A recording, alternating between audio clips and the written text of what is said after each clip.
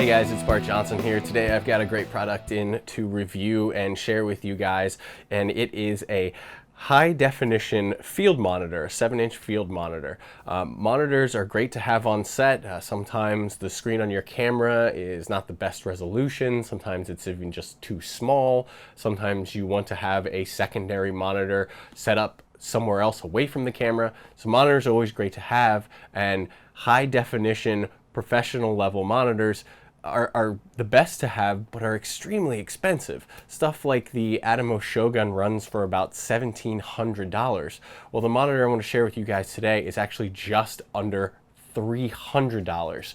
So let's get right to it. It is this guy right here. This is the Aputure VS-2 FineHD 7-inch field monitor.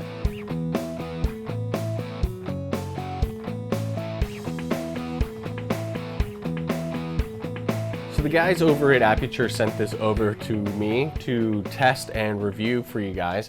I had been looking for another high definition field monitor, and I had my eyes on this one, but I hadn't pulled the trigger on it yet because I was kind of skeptical if it could really hold up at being just under $300 compared to the more expensive monitors like the Aputure Shogun that I currently use.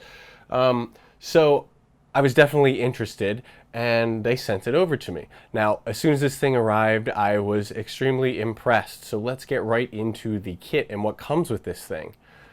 As soon as it arrives, you're going to notice it comes with a fantastic kit. It's got this great carrying case. You open the case up, and inside is pretty much everything you need to get the monitor up and running right away. It comes with a ton of different cables. It's got HDMI to mini HDMI, HDMI to micro HDMI. It has a USB adapter cable for firmware updates. It even has a power cable, which is a barrel connector to DTAP for professional powering sources. Definitely something that I wasn't expecting to be in here.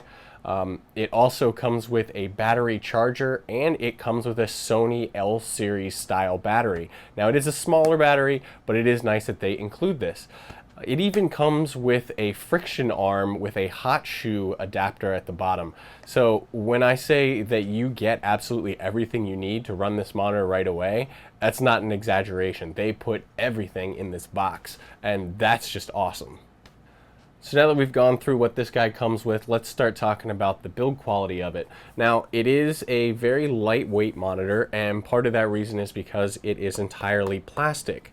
There's sort of a faux brushed metal plastic on the front, and then the rest of the body is sort of a soft rubberized plastic. Now, even though it is all plastic, it feels very durable, very strong. I'm really not too worried about this guy actually breaking. I feel like I can sort of manhandle this a little bit, and it'll be pretty forgiving. So it doesn't feel cheap, even though it's made out of plastic. It does have a 1/4-20 mounting point on the bottom. Now, it's only on the bottom as opposed to in various places, but I never really seem to have much of a problem with that. On the front here, you do have a few of your buttons, which we'll get into what they control a little bit later. On the back, you have your battery slot, which takes those Sony L-style batteries, and you have your barrel connector for DC in, either from a power adapter or if you want to use that DTAP cable. And then you have your HDMI in.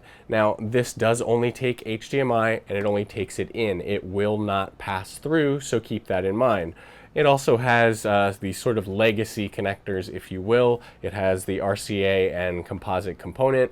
I haven't had to use these in quite a long time, but maybe you have a use for them, so they're there in case you need them.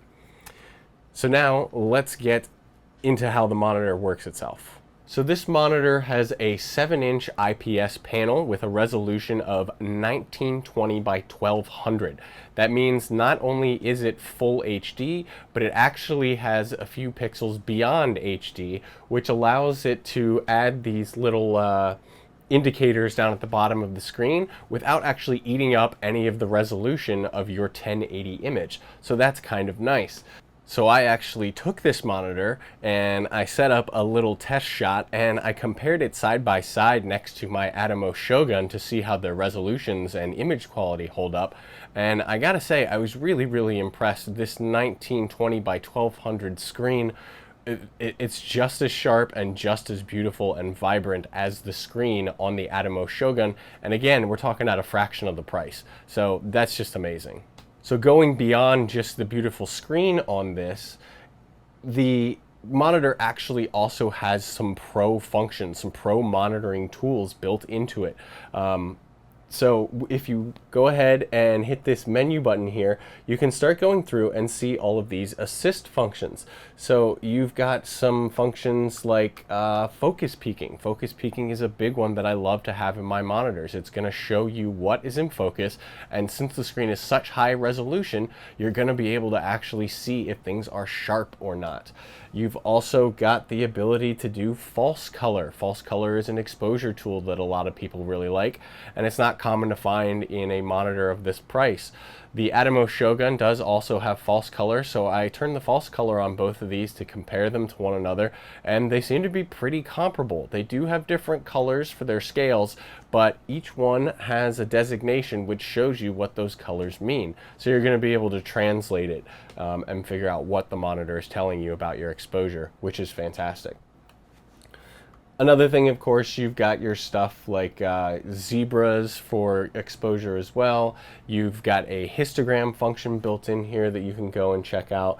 And you also have, if you go in here, you also have frame guides. So you can go ahead and check out all your different safe areas. You can get all your different aspect ratios. And one of my favorites is 235 to 1. And I set 235 to 1 up on my Aputure Shogun and the VS-2 FineHD and put them side by side, and they seem to be telling me the exact same crop points. So that means this is giving you an accurate representation of where that aspect ratio is going to cut off.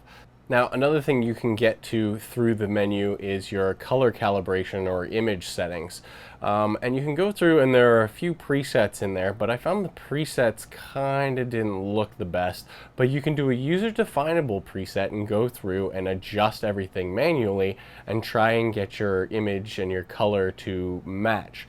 And it took me a little bit of work in order to get the colors matched just right, but I was able to get it pretty close. The one thing that I wasn't able to really match was the contrast. Again, I calibrated this and then put it next to my Aputure Shogun, and you could see it was a little contrastier and it was a little bit darker. I kept playing with the contrast and the brightness, and I just couldn't get it quite right. Now, this could be something that may be fixed in a firmware update later on down the line. I am currently running the latest firmware on this, and it's not a huge deal. I can still see everything clearly, and the colors are pretty darn accurate right now. But I hope that Aputure can get that contrast, give us a little more control over that contrast so that I can truly match the image that I'm seeing in my camera. Another great function of this monitor is the ability to monitor audio. You can turn on and off the actual volume bars over here at the side. So if you are feeding the monitor audio levels via HDMI, it's going to show you those levels, and you can very clearly monitor the audio from this monitor. There is also a headphone jack down on the bottom so that you can monitor audio through there, but the very clear, very large visual representation of your audio levels on this is an awesome feature to have in there. It's just something you can glance at real quick and know if you're clipping or not, and know you need to make some audio adjustments. So that's a nice feature that they've added in there. Down here at the bottom of the screen, they do have some sort of shortcuts here using the buttons at the base of the monitor, and you can assign these shortcuts to different functions, whichever ones work best for you, so you don't have to go through that menu system, and they're labeled here at the bottom so you can clearly see which button does which, and you're not going to have to memorize which one is my focus peaking again, so you can just go right in there and use it very easily. It's a huge, huge function. So overall, guys, I am pretty impressed with this little monitor. The amount of quality and function that they have been able to pack into this thing for a price point of under $300 is just fantastic. It's not going to replace something like my Atomos Shogun. It's not as full featured as something like that, but I didn't expect it to be. It is what it is, and it's great at what it does. It is a beautiful IPS panel.